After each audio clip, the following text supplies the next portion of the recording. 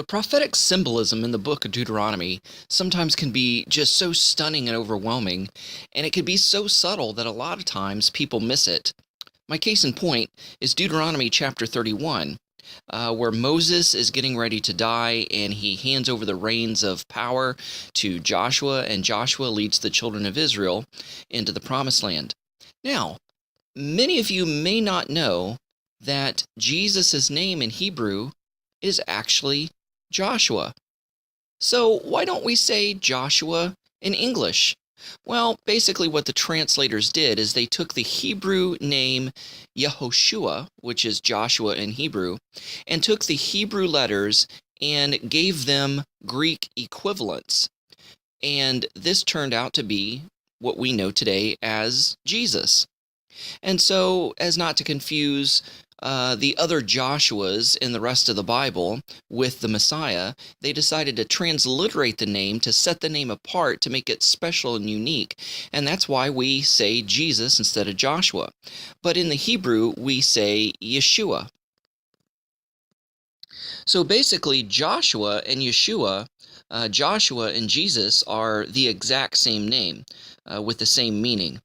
And one of these veiled prophecies or these foreshadowings, it says in Deuteronomy chapter 31, verse 3, "The Lord your God, he will cross before you.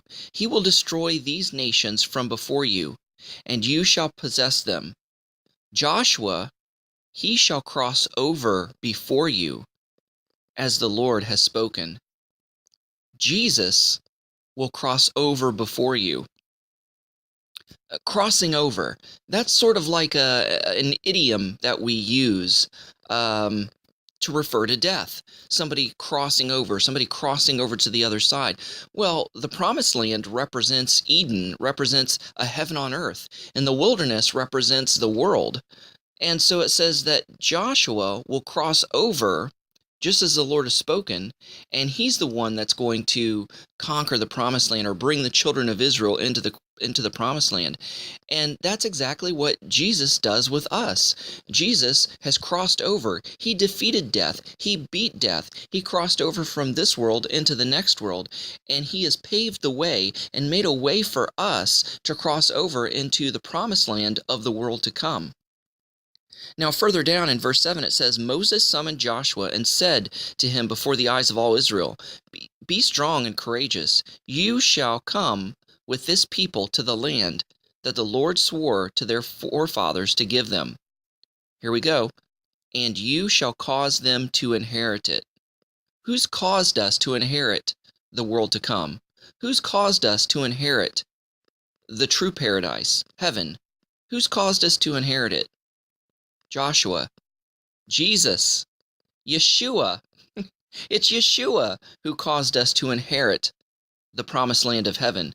And here Moses says that Joshua will cause the children of Israel to inherit the promised land. So see these analogies and foreshadows and parallels. And just reading through Deuteronomy 31, a lot of people wouldn't have picked this up, especially if you didn't know that Joshua and Jesus are the same names.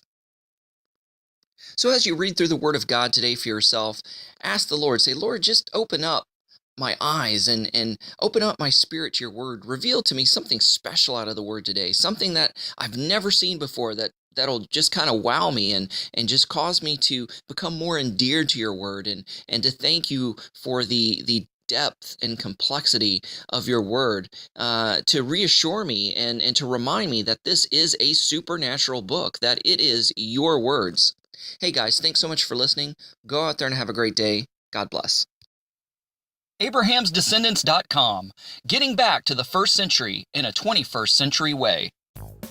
Thanks for watching. Don't forget to press the like button as well as the subscribe button if you haven't done so already, and the notification bell that'll let you know every time I make a new video.